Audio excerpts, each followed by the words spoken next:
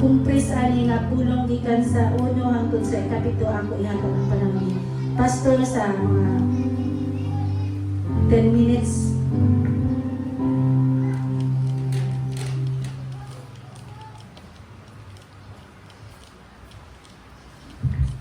Hallelujah, madala ba ng 10 minutes?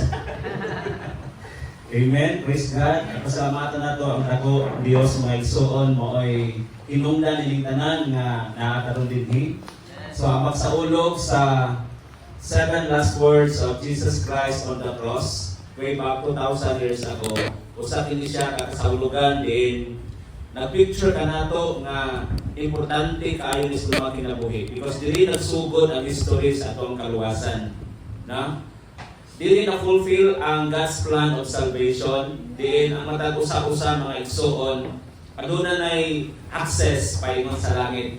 Na? May ang access paingon sa langit tungod kay gibuhat ni Jesus Christ ang tanan. Iyang gihimo, iyang gi-offer ang iyang kaugalingon, pinaagi sa iyang dugo, pinaagi sa iyang labod. O katong tanan mga igsoon ang mga nahitabo, ang mga epekto ato kita mo nakabinibisyo. Usa ka kinabuhi nawala, usa ka kinabuhi nagantos, usa ka kinabuhi kanang iyang gibaliwala ang tanan para lang ang iyang mga katawhan mahimo o maayong kahintang. So pasagdi lang nga nini kalibutan na sagdi nagpaabot ta sa ikaduhang pagbalik ni Jesus Christ. Munang gitawag nga we are all Adventists. Now, sa pagkasabot ng Adventist, dili Adventista. We are, unsa man, kitang tanan mga Adventista, we are preparing for the coming of the Lord Jesus Christ. Adventist means prepare. So therefore, nakinahanglan ang mga anak sa Ginoo labi na nga ikaw nga ni kuana kalabang ni comment na sa Dios, no? Ni comment na sa Ginoo, comment means ni tugyan sa Dios. Di ba? Ingon to last word yun nga Father, into your hands I commend my spirit. That means nga itugyan. Unsa pa ning sa Maria nga nagsugod mas kapito, no? Dahil maabot sa ikaunom, ikalima. Kaya nga naman tungod kay matod pa ni Sis Blanca ganiha nga dili ingon nagipasunod gyud nato. Ang importante is ang concept. Paano nato i-conceptualize ang pagbuhat ni Jesus Christ aron nga ikaw ug ako ma-safety ang imong kinabuhi. Na? Usahay magdinangag ta sa kinabuhi tuon kay nakaingon ta giluwas sa bito ko sa Ginoo so magdinangag ko.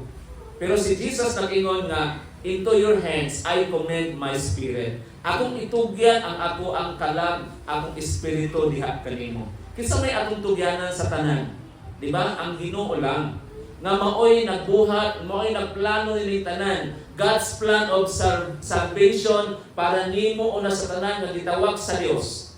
Para nimo nga gitugyanan sa Ginoo, gitug-anan sa Dios aron nga ang imong tibuok pamilya madala nato sa tiilan. Mao na gyud plano sa Ginoo. Kay ang redemption sa Dios mga igsoon wala gibase sa usa ka tawo. Munang ikaw karon representative ka sa imong family para nga imong kuhaon ang imong family gikan sa bakbak sa kamatayon. Na? Kita tanan mga matay lang, mga matay man tanan, pero naay seguridad. Ang seguridad mao tong gihuman ni Jesus Christ sama sa giingon niya dito sa verse 5.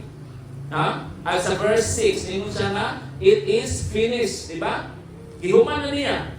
Gihuman niya, that means na iya gitrabaho mga igsoon ang kaluwasan para ikaw o ako mga igsoon mo respond na lang.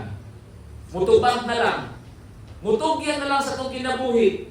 Di ba? Ang taong walay mahimo, mutugyan guna siyang kinabuhi. Amen? Una, di na ito sayangan ang panahon sa atong pagpaminaw sa pulong sa Ginoo kaniadto karon nga ni-response ta bunga, bugti sa pagkamaayo sa Ginoo. O gibuhat nato ning tanan mga igsoon tungod kay si Jesus Christ, iyan ang gibuhat 2000 na bilabay. Huwag nating sayangin ang pagkakataon. Abalahanin natin, magmamahalin tayo, yung pagsisilid ganyan, magmamahalin tayo, mangandoy ta mga igsoon kanunay sa presensya sa Dios. O sa tuwing sa Salmo, panganduya, kanunay ang presensya sa atong buhi nga Dios. Nganuman, because iyang gitrabaho kining tanan para nimo para nako. O it is finished. Nahumana.